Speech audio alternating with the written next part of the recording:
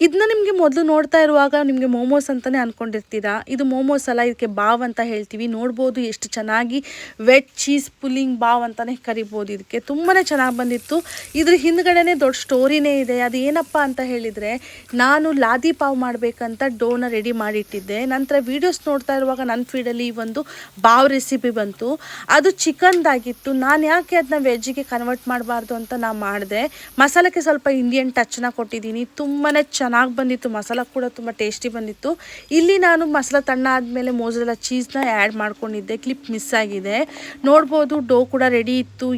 ತುಂಬಾ ಚೆನ್ನಾಗಿ ಪ್ರಿಪ್ರೇಷನ್ ಮಾಡೋಣ, ನಾವು ಕೂಡ ತಿಂದಿಲ್ಲ, ಎಲ್ಲರೂ ಹೇಳ್ತಾರೆ ಬಾವ್ ಬಾವ್ ಬಾವ್ ಅಂತ ಹೇಳಿಬಿಟ್ಟು. ಸೊ ಅದನ್ನ ಮನೇಲೇ ಪ್ರಿಪೇರ್ ಮಾಡೋಣ, ಹೇಗಿರುತ್ತೆ ಅಂತ ಟ್ರೈ ಕೂಡ ಮಾಡೋಣ ಅಂತ ನಾನು ಮಾಡಿದೆ. ತುಂಬಾ ಚೆನ್ನಾಗಿ ಬಂದಿತ್ತು. ಈ ಥರ ಸ್ಟಫ್ ಮಾಡಿಬಿಟ್ಟು ಇದನ್ನ ಮತ್ತೆ ನೀವು 20 ನಿಮಿಷ ತನಕ ರೇಸ್ ಆಗಲಿಕ್ಕೆ ಬಿಡಿ. ನೋಡಿ, ಈ ಥರ ಒಂದು ಮೋಮೋಸ್ ಶೇಪಲ್ಲಿ ಸ್ಟಫ್ ಮಾಡ್ಕೊಳ್ಳಿ. ನಂತರ ಅದನ್ನ 15 ಮಿನಿಟ್ಸ್ ತನಕ ಸ್ಟೀಮ್ ಮಾಡ್ಕೊಳ್ಳಿ. ಸ್ವಲ್ಪ ಗ್ಯಾಪ್ ಬಿಟ್ಕೊಂಡು ಒಂದೊಂದು ಇಟ್ಕೊಂಡು ಸ್ಟೀಮ್ ಮಾಡ್ಕೊಳ್ಳಿ. ನೋಡಿ, ಚೆನ್ನಾಗಿ ರೆಡಿ ಆಗಿದೆ. ಇದನ್ನ ನಿಮ್ಮ ಮನೆಯವ್ರಿಗೆ ಸರ್ವ್ ಮಾಡಿ. ಪ್ರತಿಯೊಬ್ಬರಿಗೂ ಇಷ್ಟ ಆಗುತ್ತೆ. ನಿಮಗೂ ಇಷ್ಟ ಆದರೆ ಶೇರ್